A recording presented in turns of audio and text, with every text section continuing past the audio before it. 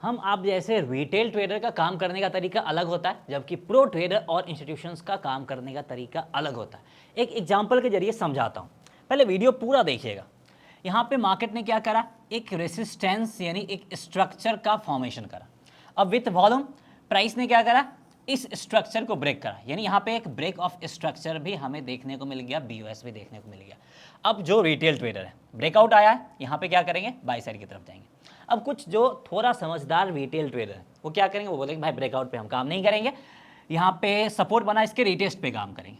Price ऊपर से नीचे आया और जिस लेवल का आप इंतजार कर रहे थे उसी को सपोर्ट माना और फिर से ऊपर साइड की तरफ गया। दैट मीन्स टू, जो कुछ समझदार रिटेल ट्रेडर होंगे वो यहाँ पे बाई करेंगे।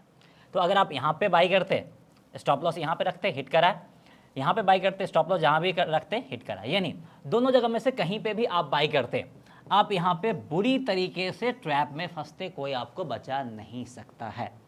तो अब इस टाइम पे करना क्या है, इसी चार्ट को हम एज ए प्रो ट्रेडर या फिर इंस्टीट्यूशंस के नज़र से देखते हैं। तो यहाँ पे एक स्ट्रक्चर का फॉर्मेशन हुआ है और मार्केट ब्रेक करा, ब्रेकआउट दिया, ब्रेकआउट तो दिया है, लेकिन यहाँ पे अल्टरनेट कैंडल के हाई एंड लो पे अगर हम फोकस करें तो मार्केट में क्या बना है, एक फेयर वैल्यू गैप का फॉर्मेशन करा। जिनको नहीं पता उनको बता दो, अल्टरनेट कैंडल के हाई एंड लो में अगर बहुत ज़्यादा डिफरेंस हो जाता है कि स्ट्रॉन्ग ग्रीन या रेड कैंडल बनने के बाद, तो उसी को हम लोग फेयर वैल्यू गैप बोलते हैं। और फेयर वैल्यू गैप क्या करता है, एज अ मैग्नेट की तरह काम करता है, यानी प्राइस इस गैप को फिल करने की कोशिश जरूर करता है। ठीक है, अब आप बोलोगे प्राइस इस गैप को फिल कर दिया, इसके बेसिस पे यहाँ पे हमें बाई साइड वाला ट्रैप, बाई साइड की तरफ जाना बनता है और हम ट्रैप में फंस गए इस कॉन्सेप्ट को जानते हुए। यानी प्राइस यहाँ पे आने से पहले प्रीवियस अल्टरनेट कैंडल के हाई एंड लो पे अगर आप फोकस करें तो यहाँ पे भी एक क्या बना दिया, फेयर वैल्यू गैप का फॉर्मेशन कर दिया। अब आप इस फेयर वैल्यू गैप के कॉन्सेप्ट को एक्सेप्ट करोगे या फिर इसके बेसिस पे ट्रेड लोगे, कंफ्यूज कर दिया ना। तो यहाँ पे पुराने वाले का कोई काम नहीं, जो लेटेस्ट बनता हम उस पर फोकस करेंगे। यानी ये जो बाई साइड वाला पूरा ट्रेड सेटअप बना था, वेस्ट गया, इसको अब भूल जाइए। अब क्या करेगा मार्केट, इस फेयर वैल्यू गैप को फिल करने की कोशिश करेगा, ये एज ए मैग्नेट की तरह काम करेगा।